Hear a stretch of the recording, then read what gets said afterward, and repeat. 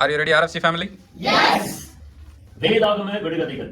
சாத்தான் குனிய வைத்தான், இயேசு நிமிர வைத்தார். அது யார்? 18 வருடம் கூனியா இருந்த ஒரு ஸ்திரீ. தேனை பார்க்கிலும் மதுரமானது என்ன? சிங்கத்தை பார்க்கிலும் பலமானது என்ன? கர்த்தருடைய வார்த்தை. சவுல் கொன்றது 1000, தாவீது கொன்றது 10000 என்று யாரை குறித்து புகழ்ந்து பாடினார்கள்? தாவீதை குறித்து.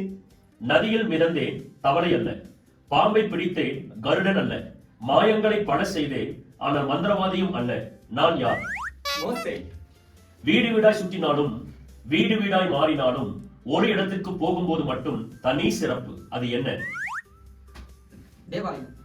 உண்ணுகிற உணவாக ஒரு மனிதன் உள்ளே சென்றான், வெளியே வந்து அறிக்கையிட்டான். அவன் யார்? யோனா.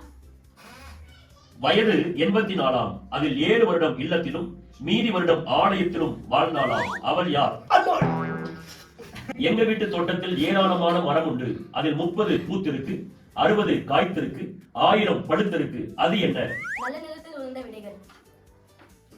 ஆப்பிள் கனியும் தெரியும், ஆவியின் கனியும் தெரியும். ஆனால் யோவான் ஸ்நானகன் சொன்ன யோசிக்க வேண்டிய கனி அது என்ன? மனம் திரும்புதற்கேற்ற கனி. ஒதுக்குப்புறமாய் இருந்த எங்கள் 6 பேரை கொண்டு கர்த்தர் அற்புதம் செய்தார். நாங்கள் யார்? 6 கச்சாடி. கர்த்தர் சிறியதை கொண்டு பெரியதாக்குவார், பெரியதை பங்கிடுவார். அது என்ன? 5 அப்பா 2 மீன். Jesus loves you.